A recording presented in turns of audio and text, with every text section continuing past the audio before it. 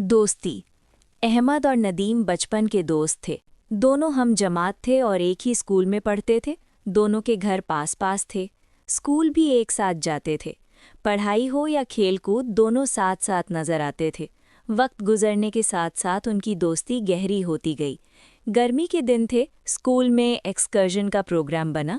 बच्चों को जब इसकी इत्तला मिली तो वो खुशी से फूले ना समाए।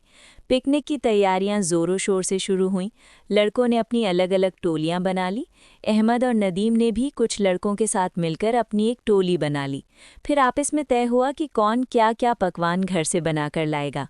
दूसरे दिन सब लड़के हंसी खुशी स्कूल पहुंचे। स्कूल के बाहर बसें खड़ी थीं। लड़के उनमें सवार हुए। असातिज़ा भी उनके साथ थे। बसें पहलगाम की तरफ चल पड़ीं। अहमद और नदीम बस में एक दूसरे के पास बैठे थे। दोनों बेहद खुश थे। पहली बार एक साथ शहर से दूर तफरीह के लिए जा रहे थे। बस में दूसरे बच्चों की तरह वो भी आपस में हंस खेल रहे थे। एक दूसरे को लतीफ़े सुना रहे थे, गा रहे थे। चंद घंटों में वो पहलगाम पहुंच गए। पहलगाम कश्मीर का एक सेहत अफ़ज़ा मकाम है।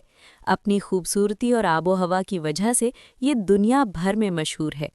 अहमद और नदीम ने पहलगाम के बारे में सुना तो था, लेकिन आज पहली बार वो इसे अपनी आंखों से देख रहे थे। थोड़ी देर घूमने के बाद सब लड़के खाना खाने के लिए एक जगह जमा हुए। अहमद और नदीम ने भी अपनी टोली के साथ खाने की चीज़ें मिल बांट कर खाईं।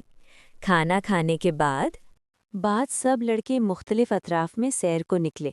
कुछ लिदर नाले के किनारे की तरफ चल पड़े, कुछ बाजार की जानिब गए और कुछ लड़के जंगल की सैर को गए।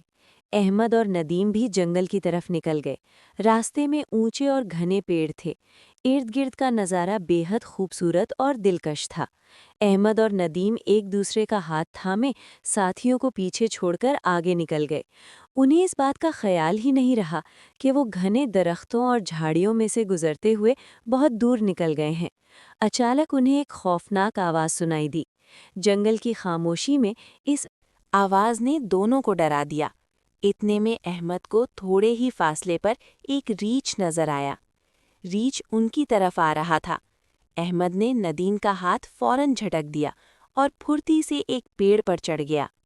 नदीम ने जब रीछ को अपनी तरफ आते देखा तो उसके मुंह से चीख निकल गई। उसने अहमद को पुकारते हुए कहा, अहमद मुझे बचाओ, मुझे पेड़ पर चढ़ना नहीं आता। अहमद पेड़ पर से नदीम की बेबसी को खामोशी से देखता रहा।